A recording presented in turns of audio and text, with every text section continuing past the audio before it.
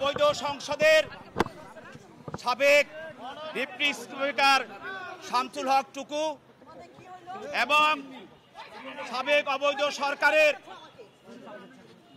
অবৈধ সরকারের আইসিটি মন্ত্রী জুনায়েদ আহমেদ পলক এবং ঢাকা বিশ্ববিদ্যালয়ের ছাত্রলীগের সাধারণ সম্পাদক তানভীর হাসান সৈকত এবং সাবেক সংসদ আরিফ খান জয় এবং সাবেক সংসদ আওয়ামী লীগের সাংগঠনিক সম্পাদক আহমদ হোসেন এবং পায়রা বন্দরের সাবেক চেয়ারম্যান এবং অতঃপর চিটাং বন্দরের সাবেক চেয়ারম্যান, র্যাবের এক সময়ে দুর্দর্শ পরিচালক যার নেতৃত্বে শত শত রাজনৈতিক নেতাকর্মীকে হত্যা করা হয়েছে, সে হলো brigadier rear admiral Sohail Hossain. এই 6 জন আসামিকে বিভিন্ন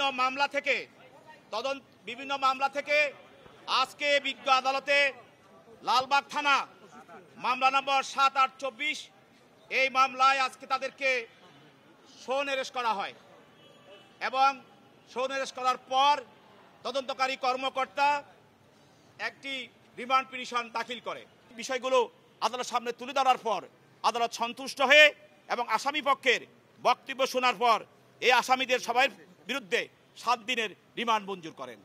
এছাড়াও আরেকটি মামলায় আপনারা জানেন যে ঢাকা 13-এর সাবেক এমপি এবং তার নাম হলো সাদেক খান এবং তাকে 14 আর 24 নম্বর মামলায় তাকে গ্রেপ্তার করে বিজ্ঞ আদালতে হাজির করা হয়। তার বিরুদ্ধে অভিযোগ যে গত 20/7/24 তারিখে আপনার বছিলা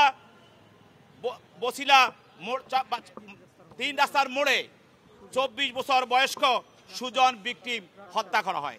আপনারা জানেন যে আওয়ামী সরকার ঘোষণা করেছিল যে আগামী দিন পুলিশের সঙ্গে সকল এমপিদের নেতৃত্বে যুবলীগ ছাত্রলীগ রাজপথে থাকবে এবং তারা ছাত্রদেরকে মোকাবিলা করবে।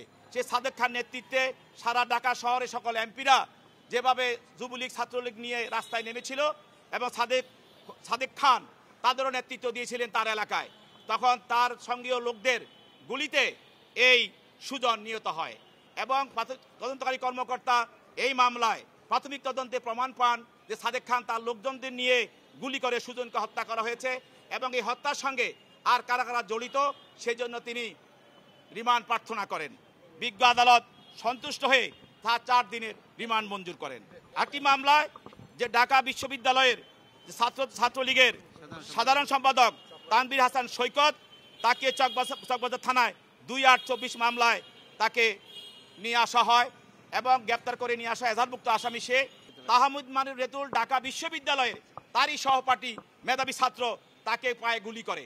সে যখন মেডিকেল কলেজে যায় সেখানেও গিয়ে তাকে আক্রমণ করে। এখনও সে জীবিত আছে, তবে সে মৃত্যুর সঙ্গে পাঞ্জা লড়ছে, শেখ বঙ্গু হাসপাতালে মৃত্যুর সঙ্গে পাঞ্জা লড়ছে।